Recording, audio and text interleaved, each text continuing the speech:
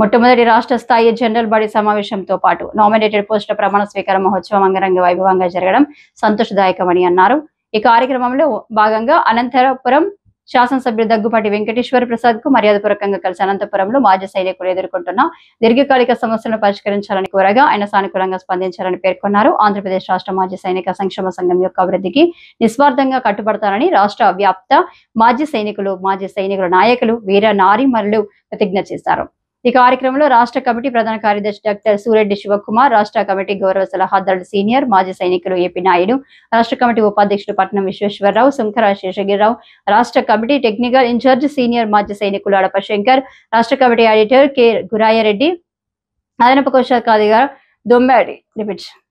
కోశాధికారిగా దొమ్మేటి సత్యనారాయణ, రాష్ట్ర committee media ఇన్ఛార్జిగా విజయ్ కుమార్, మహిళా కార్యదర్శిగా ఎం సరోజినీలు ప్రమాణ స్వీకారం చేశారు. అదేవిధంగా 4 డివిజన్లలో ఖాళీగా ఉన్న పోస్టులకు కూడా ప్రమాణ స్వీకారం జరిగింది.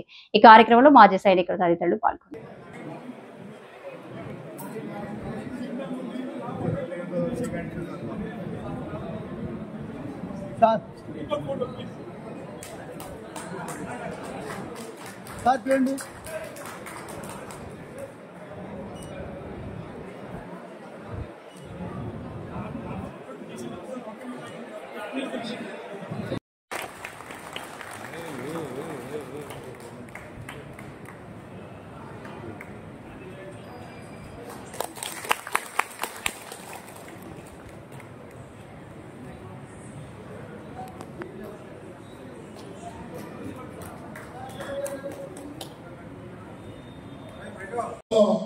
తెలియజేయండి, మీ జిల్లా అసోసియేషన్ తెలియజేయండి.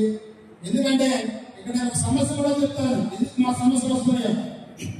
ఇక్కడ ప్రకాశం జిల్లాలో ఒక సైనికుడికి ఏదో ఎక్స్పై కొట్టాడని చెప్పి ఎవరో మెసేజ్ పెట్టేస్తారు గ్రూప్. అది నిజమా అబద్ధమా నాకు అనవసరం.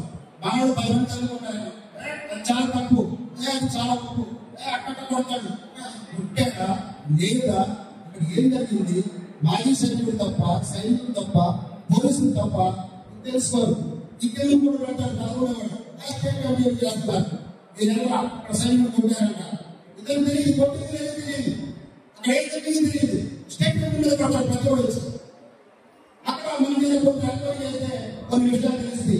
ఆ విషయాలు సరే ఇంతమంది ఏదో మెసేజ్లు పెడుతున్నారు కానీ నేను స్టేట్ ప్రెసిడెంట్ గారు అక్కడ స్థానికులని అక్కడ చుట్టుపక్కల లేదా ఆ పోలీస్ స్టేషన్ కి ఎంక్వైరీ చేస్తే ఆ సైనికుల మీద కేసులు, ఆ సైనికులు ప్రవర్తించిన విధానం అది మొత్తం మాట్లాడతారు.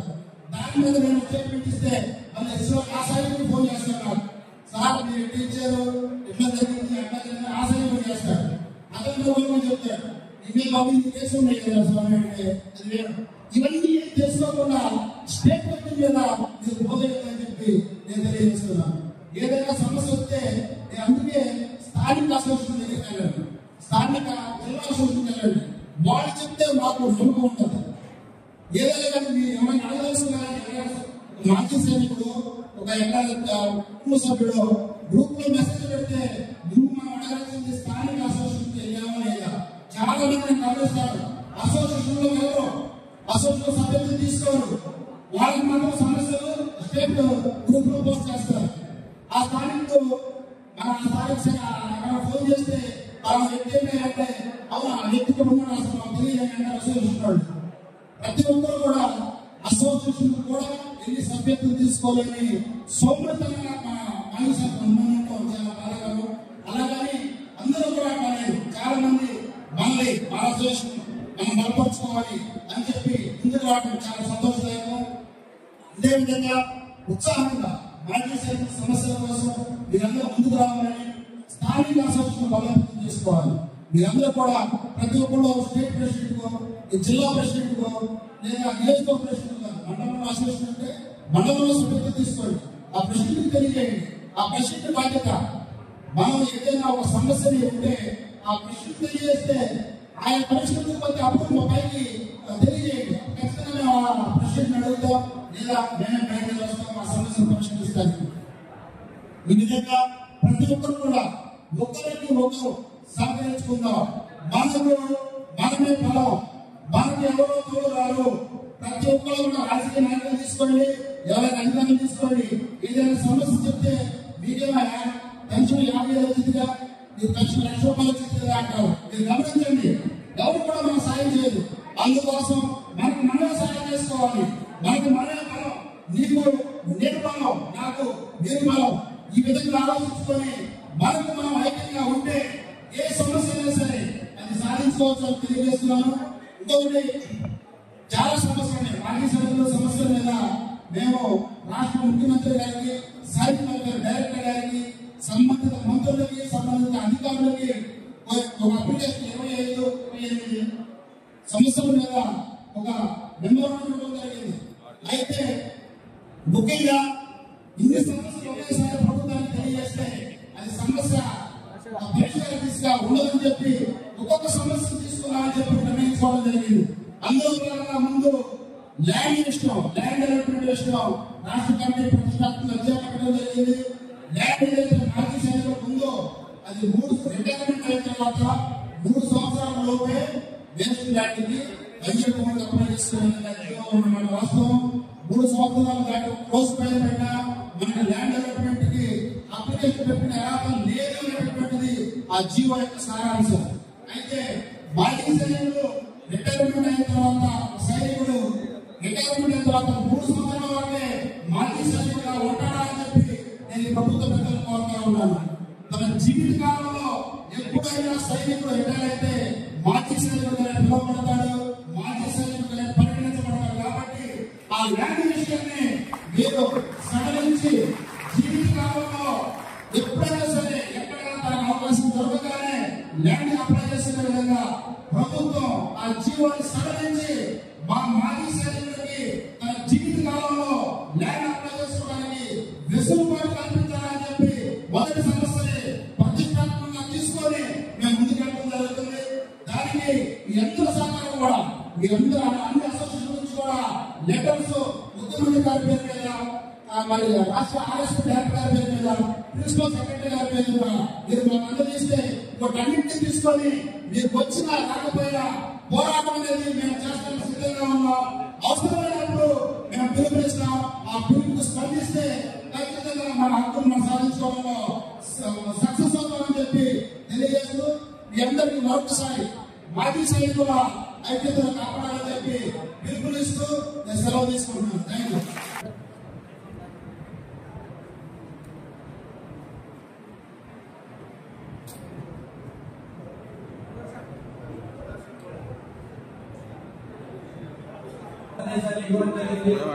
ఇప్పుడు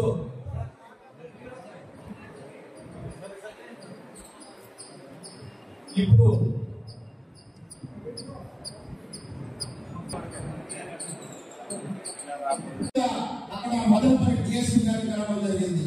వాళ్ళందరూ కూడా రాష్ట్ర కమిటీ ఏదైతే ఈ ఆంధ్రప్రదేశ్ రాష్ట్ర మాజీ సైనిక సంక్షేమ సంఘం రాష్ట్రం నుంచి వచ్చిందో ఈ కమిటీకి గౌరవించి మన యొక్క కోరికలను మన్నించి కలెక్టర్ గారు కానీ, జాయింట్ కలెక్టర్ గారు కానీ, డిఎస్పీ గారు కానీ చక్కగా సాధనగా ఆహ్వానించి మన కోరికలను మన్నించి వాళ్ళ కుటుంబానికి న్యాయం చేస్తామని చెప్పి హామీ ఇవ్వడం, ఆ ప్రాసెస్ కూడా నడుస్తా ఉన్నాం. ఇప్పుడు కూడా టచ్లో ఉన్నాం, నడుస్తా ఉన్నామని చెప్పి తెలియజేస్తున్నాం. ఆ కార్యక్రమాన్ని ఆ విధంగా 2 రోజులు మేము ఉండి అక్కడ మదనపల్లిలో దాన్ని ఆ సమస్య పరిష్కరించగా చర్యలు చేసి రావడం జరిగింది. అదేవిధంగా విశాఖపట్నం పర్యటన చేయడం జరిగింది.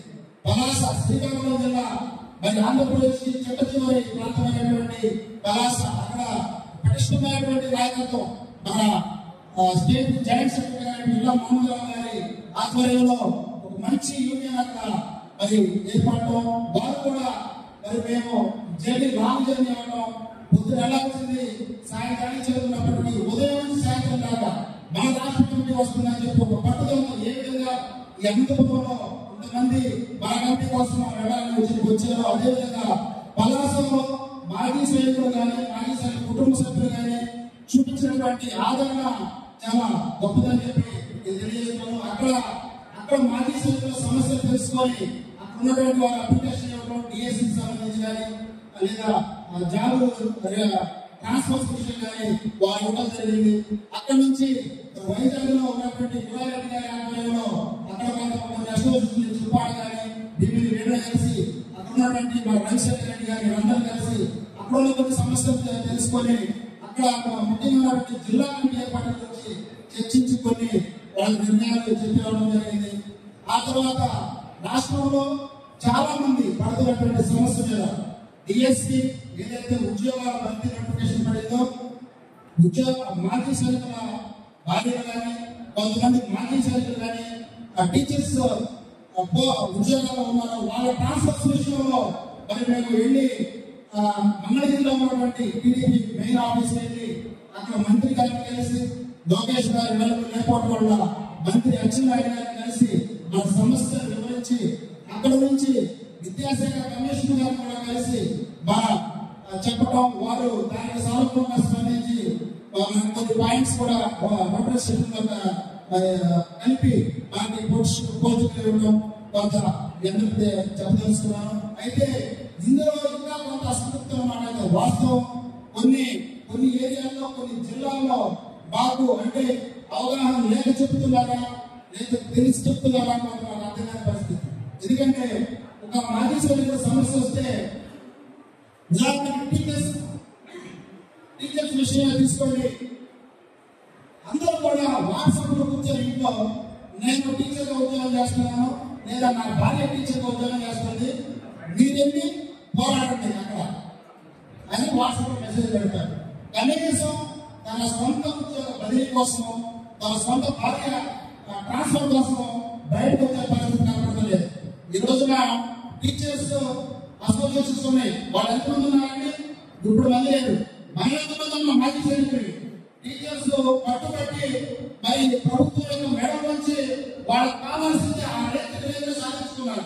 కానీ మనం సాధించుకోలేకపోతున్నాం. ఎందుకంటే మన వాళ్ళు బయటకు రాదు. నా ఉద్యోగం నాకు ఉంది కదా, నా పెన్షన్ నాకు వస్తుంది కదా, ఆ కమిటీ అంటే రాష్ట్ర కమిటీ ఉందంట వాళ్ళు పోరాడతారే మెసేజ్ పెట్టేద్దాం ఏం చేస్తున్నారని ఈ ఉద్దేశంతో ఉంటాం. చాలా మైనస్ మనకి ఏదైనా ఒక సమస్య ఉన్నప్పుడు మాజీ సైనికులు బయటకు వస్తే అది రాష్ట్ర కమిటీకి బలంగా ఉంటది. మేము మీకోసం పోరాటానికి ఇంకా మాకు ఉత్సాహం వస్తుంది. కాబట్టి బయటకు రావాలని చెప్పి ఏ సమస్య మీదైనా నాకు సంబంధం లేదు కదా ఈ సమస్య దయచేసి నా మిత్రుడు నా సోదరుడు నా మాజీ సైనికుడికి సమస్య వచ్చింది కాబట్టి మేము వెళ్ళాలి అనేటువంటి ఒక దృఢ సంకల్పం ఉండాలని చెప్పి నేను కోరుకుంటున్నాను. అయితే కొన్ని జిల్లాల్లో ఉన్నటువంటి అసంతృప్తి కూడా వారికి కొంత అవగాహన లేదా అని తెలుసుకోవాల ఎడ్ఎస్పీ ఆఫీసులు తిరిగినడం లేదా వాళ్ళ డిస్ట్రిక్ట్ ఎడ్యుకేషన్ ఆఫీసులు తిరిగినడం మండల ఎడ్యుకేషన్ ఆఫీసులు తిరిగినడం ఇలా వెళ్ళకుండా మాకు అన్యాయం జరిగిందని చెప్తా ఉంటారు. అది నిజంగా జరిగిందా మరి అబద్ధమా లేదా తెలియజేస్తున్నారనే విషయం మాకు తెలియదు. సరే ఫోన్ చేసినప్పుడు మీరు విజయరాజు అంటే జిల్లా అధికారికి వెళ్ళారని మీరు చెబితే వెళ్తామండి అంటారు. ఇట్లా కొంత మన సమస్యల మీద ఎవరో వచ్చి మన ఇంట్లో కూర్చుంటే మన సమస్య కూడా తీరుస్తారని అనుకోవడం చాలా మరి కరెక్ట్ పద్ధతి కాదు. అందరూ కూడా మరి ముందుకు రావాలి. సమస్యల మీద ముందుకొస్తేనే మేము కూడా పోరాటానికి మరి మన హక్కులు సాధించుకోవడానికి మరి మేము గట్టిగా ప్రయత్నం చేస్తామని చెప్పి తెలియజేస్తూ మాజీ సైనికుల సమస్యల మీద నిరంతరం పోరాటానికి మేము సిద్ధంగా ఉంటామని చెప్పి తెలియజేస్తూ ఎవరికి ఏ సమస్య వచ్చినా ముందుగా మీ స్థానిక అసోసియేషన్ లో తెలియజేయండి, మీ జిల్లా అసోసియేషన్ తెలియజేయండి. ఎందుకంటే ఇక్కడ నేను సమస్య కూడా చెప్తాను ఎందుకు మా సమస్యలు వస్తున్నాయి. ఇక్కడ ప్రకాశం జిల్లాలో ఒక సైనికుడికి ఏదో ఎక్స్ట్రా కొట్టాడని చెప్పి ఎవరో మెసేజ్ పెట్టేస్తారు గ్రూప్ లో. అది నిజమా అబద్ధమా నాకు అనవసరం. మనోడు 10 మంది చదువుకుంటారు చాలా తప్పు, అది చాలా తప్పు, అక్కడ కొడతాడు కొట్టాడా లేదా ఏం జరిగింది మాజీ సైనికుడు తప్ప సైనికుడు తప్ప పోలీసులు తప్ప తెలుసుకోరు. ఇంకెళ్ళి కూడా పెడతారు చదవడం చేస్తున్నారు. మీరెవరా సైనికుడు కొట్టారంట ఇద్దరు తెలియదు కొట్టి ఏ పాఠం మీరందరూ తెలుసుకోవాలి. కాబట్టి ఏర్పడిన తర్వాత మే 8 ప్రమాణ స్వీకారం చేయడం జరిగింది. నామినేటెడ్ పోస్టులు ఏదైతే రాష్ట్ర వ్యాప్తంగా అన్ని జిల్లాల్లో నామినేటెడ్ పోస్టులు ఉన్నాయో ఎన్నుకోబడి కమిటీ పనిచేయాలంటే నామినేటెడ్ పోస్టులు ఉన్నటువంటి రాష్ట్ర స్థాయి నామినేటెడ్ పోస్టులు కూడా ప్రమాణ స్వీకారం అవ్వాలి. కాబట్టి అది కొన్ని అన్యాయ కారణాల వల్ల ఒక 2 నెలలు లేట్ అయిన వాస్తవం. దాన్ని ప్రతిష్టాత్మకంగా మొదటి రాష్ట్ర స్థాయి జనరల్ బాడీ మరియు నామినేటెడ్ పోస్టుల ప్రమాణ స్వీకారాన్ని మేము చేస్తాము అని చెప్పి ముందుకు వచ్చినటువంటి అనంతపురం మాజీ సైనిక సంక్షేమ సంఘ సభ్యులకి ధన్యవాదాలు తెలియజేస్తున్నాం. మరి అనంతపురం మాజీ సైనిక అసోసియేషన్ ఏదైతే ఇక్కడ డైనమిక్ లీడర్ విశ్వేశ్వరరావు గారి ఆధ్వర్యంలో ఇక్కడ ఏర్పడిందో అది ఎందుకు ఏర్పడింది, ఎలా ఏర్పడింది అనే సంగతి కూడా మీ అందరికీ తెలియాలి. ఇక్కడ ఈ జిల్లాలో మాజీ సైనికులకి మరి ద్రోహం చేస్తూ, మాజీ సైనికులకి అన్యాయం చేస్తూ, మాజీ సైనికుల కుటుంబ సభ్యుల్ని దోసుకుంటున్నటువంటి అక్రమార్గుల పరిగణన కోసం ఏర్పడినటువంటి వ్యవస్థే అనంతపురం మాజీ సైనిక అసోసియేషన్ తెలియజేస్తున్నారు. అలాంటి ధైర్య సాహసాలు అవినీతిని ఎదుర్కోవడానికి, అక్రమార్గులను నిరోధించడం కోసం ఏర్పడినటువంటి అసోసియేషన్ ని ప్రోత్సహించవలసిన అవసరం మనందరికీ తెలియజేస్తున్నాను. అయితే ఇక్కడ కొంతమంది అక్రమ వ్యాపారానికి, వాళ్ళ దుర్బుద్ధికి సపోర్ట్ చేస్తూ స్టేట్ నాయకులు అని చెప్పి కొంతమంది దుర్మార్గులకి కొంగుదాయం చాలా సిగ్గుచేటు మాజీ సైనికుల కుటుంబ సభ్యులను మోసం చేసే వ్యక్తుల్ని క్షమించకూడదు. మాజీ సైనికుల కుటుంబ సభ్యులకి అండగా నిలిపేటటువంటి అసోసియేషన్ ప్రోత్సహించాల్సిన అవసరం ఎంతైనా ఉంది. ఆ క్రమంలో అక్రమార్గుల్ని, అవినీతిని ఎదురిస్తూ నిలబడినటువంటి అనంతపురం జిల్లా మాజీ సైనిక సంక్షేమ సంఘం అధ్యక్షుడు కానీ సభ్యులుగా తెలియజేస్తున్నారు.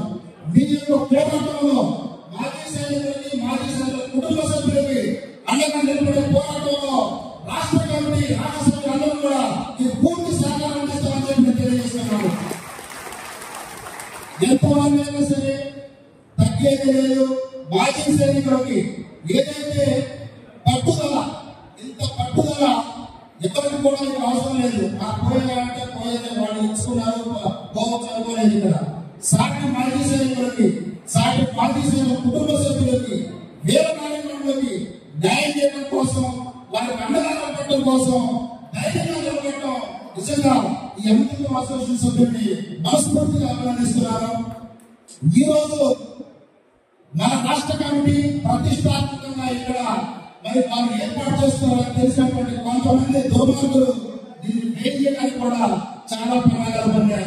దీనికన్నా ముందు సమావేశాలు ఏర్పాటు చేస్తున్నారు, ఈరోజు సమావేశాలు ఏర్పాటు చేస్తున్నారంట. మరి న్యాయం చేసుకుంటే మాజీ సభ్యులు కానీ, మాజీ కుటుంబ సభ్యులు కానీ ఇన్నాళ్ళు ఎక్కడికి పోయారని చెప్పి అడుగుతున్నారు.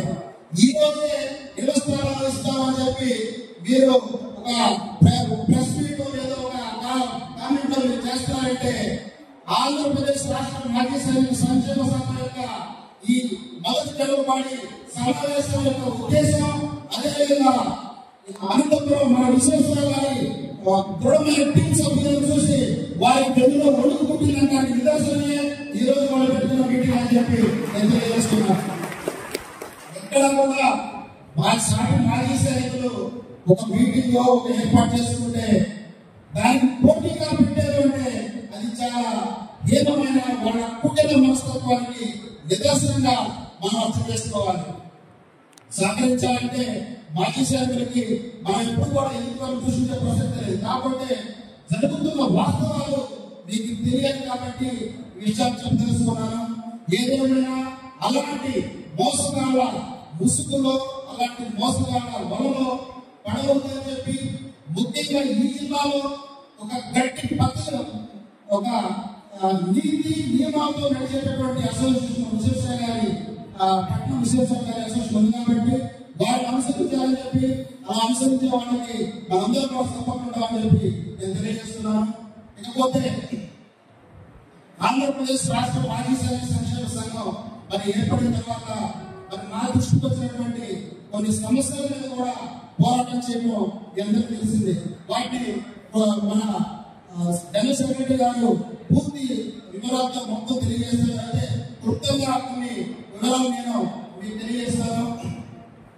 ఈ సంఘం ఏర్పడిన తర్వాత అన్నమయ్య జిల్లాలో మరి వాయుపాడు అనే మదనపల్లి ఏరియాలో వాయుపాడు అనే గ్రామంలో ఒక మాజీ సైనికుడు కుమారుడు మరి ఒక భూ సమస్య మీద చెట్టుకు ఉరివేసుకొని చనిపోవడం జరిగింది.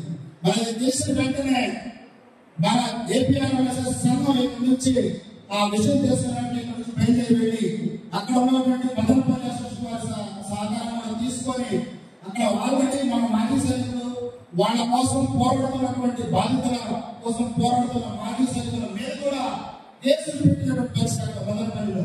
మరి ఈ విషయాన్ని తెలుసుకున్న మీద మేము స్వయంగా మదనపల్లి మా రాష్ట్ర కమిటీ వెళ్ళి అక్కడ ఉన్నటువంటి అసోసియేషన్ తీసుకొని వాళ్ళు ఎవరైతే మాజీ సైనికులు మీద కేసు పెట్టారో వాళ్ళని తోడుగా తీసుకొని అక్కడ బాధితులు ఎవరైతే చనిపోయారో మా మాజీ సైనిక కుటుంబ సభ్యులు వారి ఇంటికి వెళ్ళి వారిని పరామర్శించి అక్కడ నుండి జిల్లా కలెక్టర్ కావడం జరిగింది, జాయింట్ కలెక్టర్ కావడం జరిగింది.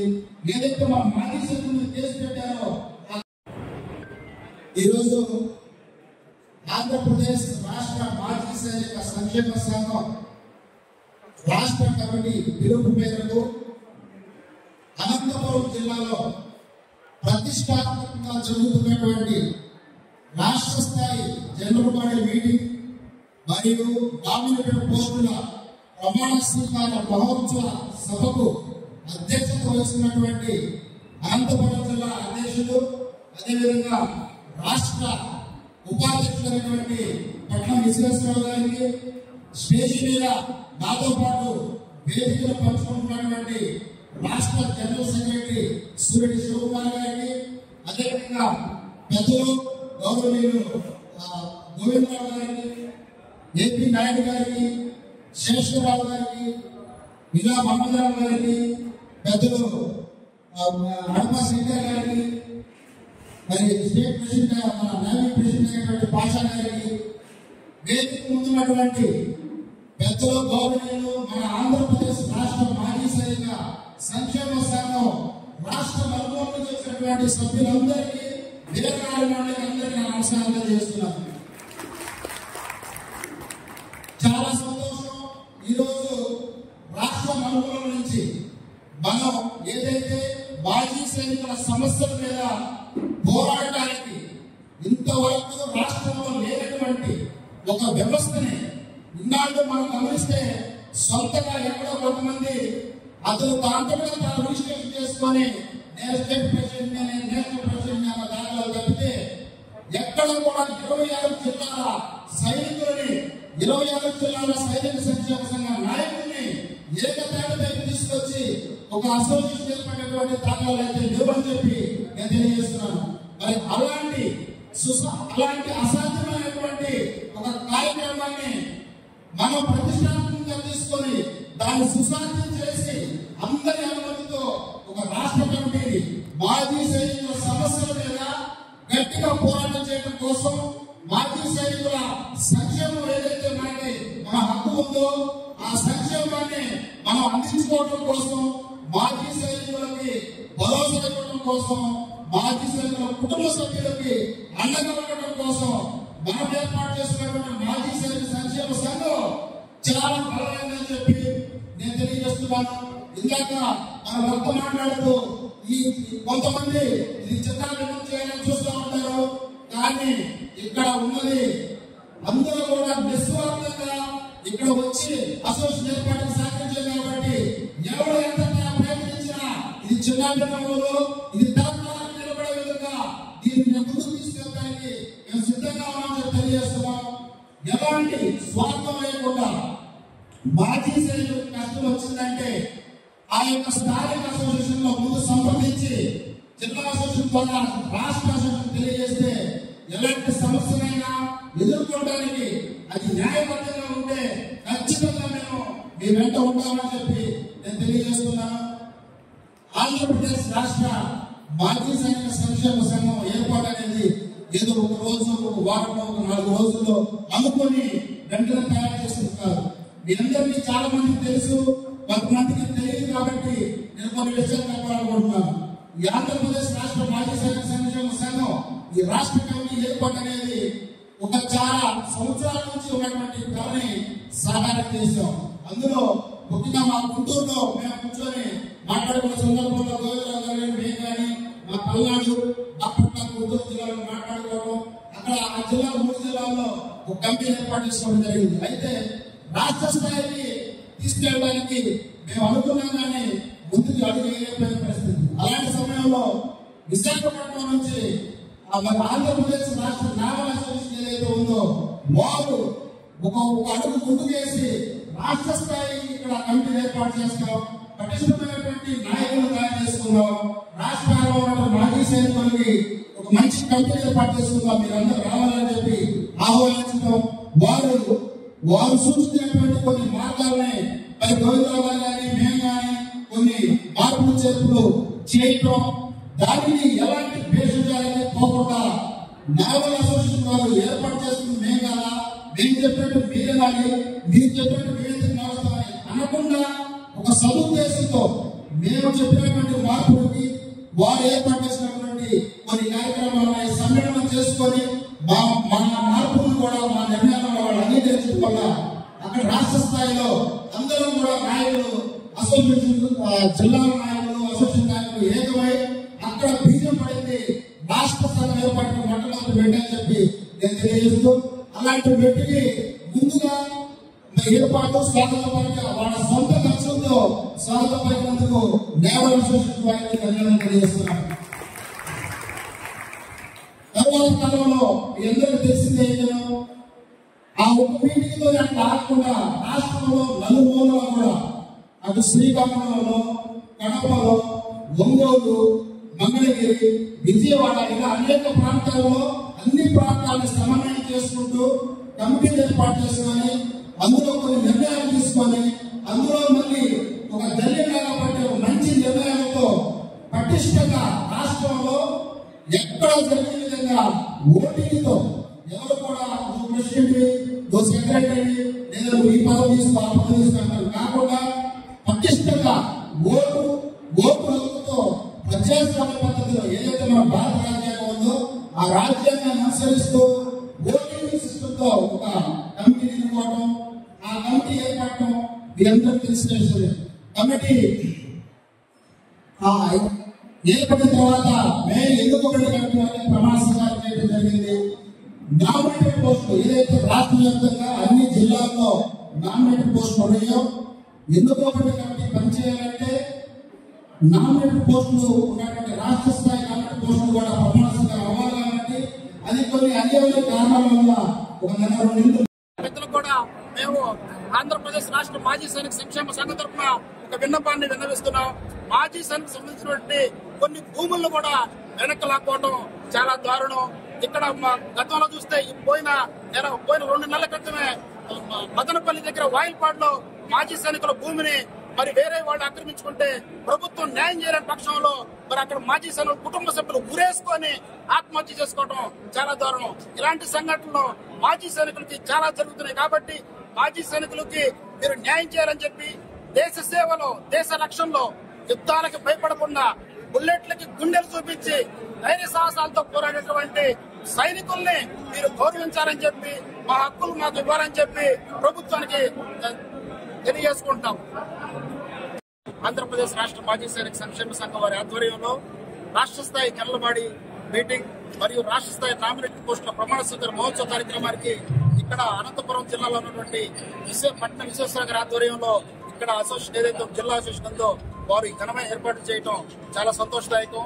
మరి ఇక్కడ చూసుకుంటే రాష్ట్రంలో మాజీ సైనికులు ఉన్న సమస్యల మీద పోరాటానికి రాష్ట్ర స్థాయిలో ఇంతవరకు సరైన అసోసియేషన్ లేని క్రమంలో, లేని సమయంలో 26 జిల్లాల్లో ఉన్నటువంటి మాజీ సైనికుల సంక్షేమ సంఘం నాయకులతో ఒక పటిష్టమైనటువంటి కమిటీ మన భారత రాజ్యాంగం ఏదైతే ఉందో ఆ రాజ్యాంగానికి అనుకూలంగా ఓటింగ్ సిస్టమ్ ద్వారా ఏపీఆర్ఎంఎస్ అనేటువంటి ఒక అసోసియేషన్ ఏర్పాటు చేసుకోవడం చాలా సంతోషదాయకం.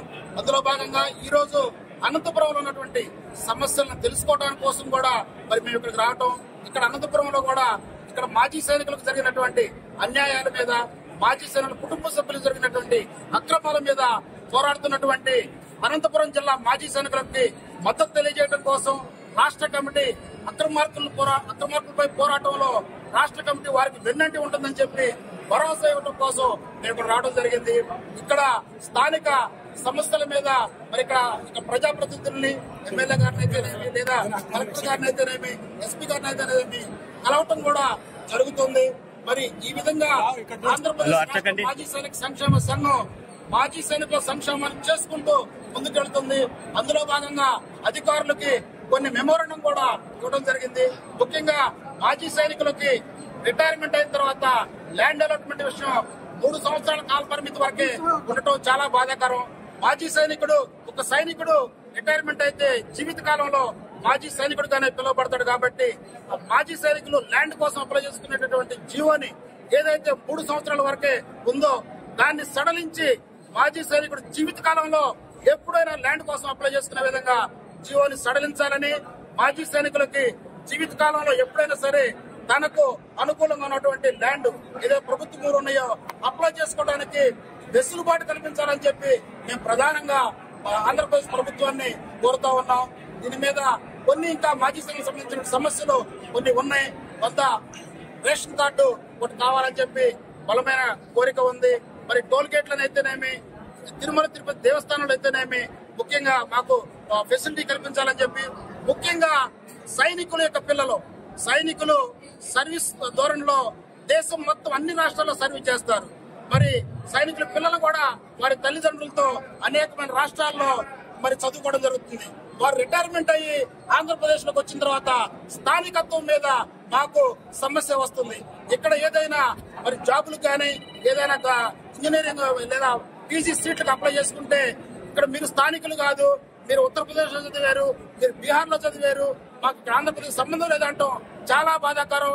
మరి అలాంటి శిష్టాన్ని మాజీ సైనికుల పిల్లలు ఎక్కడ చదివినా గానీ వారు ఆంధ్రప్రదేశ్ వచ్చినప్పుడు వారు స్థానికులు కానీ పరిగణించాలని చెప్పి మేము తెలియజేస్తూ, ప్రభుత్వానికి ఇంకా కొన్ని మాజీ సైనికులు సమస్యలు తెలియజేయడం కోసం ఈ బలమైన యొక్క సంఘాన్ని ఏర్పాటు చేసుకుని ముందుకెళ్తున్నామని చెప్పి తెలియజేస్తూ, ఈ రోజు అనంతపురం జిల్లాలో ఉన్న మాజీ సైనికులకి ఈ ఏర్పాట్ల గురించి కూడా ధన్యవాదాలు తెలియజేస్తున్నాను. Thank you. సాంబశివరావు గారు, మీకు ఎక్సాక్ట్ కోటా ఉంటుంది, ప్రతి దాంట్లో ఉంది. ఆ కోటా మీకు ఇంప్లిమెంట్ అవుతుందా లేదా? సెంట్రల్ కోటా అనేది గతంలో ఈ కోటా గురించి కూడా రిజర్వేషన్ కూడా ఆంధ్రప్రదేశ్ లో గత చరిత్ర తీసుకుంటే 70-80లో 10% రిజర్వేషన్ ఉండే దాన్ని ఆంధ్రప్రదేశ్ ప్రభుత్వం తగ్గించి కేవలం 2% చేసింది. ఆ 2%లో కూడా సరిగ్గా అమలు కావట్లేదనేది మా ప్రధానమైనటువంటి డిమాండ్. దీని మీద ఆంధ్రప్రదేశ్ ప్రభుత్వానికి మెమోరాండం ఇవ్వడం జరిగింది. దీని మీద కూడా మేము పోరాటం చేయడానికి సిద్ధంగాను అని చెప్పి, మాజీ సైనికులకు రిజర్వేషన్ కూడా 2% ఉన్నటువంటి రిజర్వేషన్ చాలా అన్యాయం, చాలా బాధాకరం. ఎందుకంటే మాజీ సైనికులు ఇప్పుడు టెక్నాలజీని అందిపుచ్చుకొని చాలా మంది చదువుకొని పీజీలు చేసి డిగ్రీలు చేసి మరి రిటైర్మెంట్ అయిన తర్వాత చిన్న వయసులో రిటైర్మెంట్ అయ్యి వారు రకరకాల మంచు కొండల్లోనూ, అడవుల్లోనూ, ప్రాంతాల్లో, నదుల్లో, మరి ఆకాశంలో సర్వీస్ చేసి మరి చాలా అవయవాలు కూడా కోల్పోయి ఇక్కడికి రావటం, మరి 2% రిజర్వేషన్ వల్ల అందరికీ అవకాశాలు దక్కకపోవటం, దీని వల్ల అన్యాయం జరుగుతుంది. కాబట్టి ఈ 2% రిజర్వేషన్ కూడా పెంచి మళ్ళీ 10% రిజర్వేషన్ ఇవ్వాలని చెప్పి మేము ప్రధానంగా డిమాండ్ చేస్తున్నాం.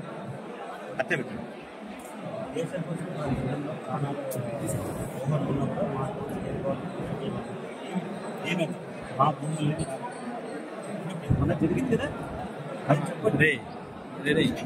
కొంచెం పక్క కదా, కొంచెం సైడ్. మేము ప్రెస్ మీరు మళ్ళీ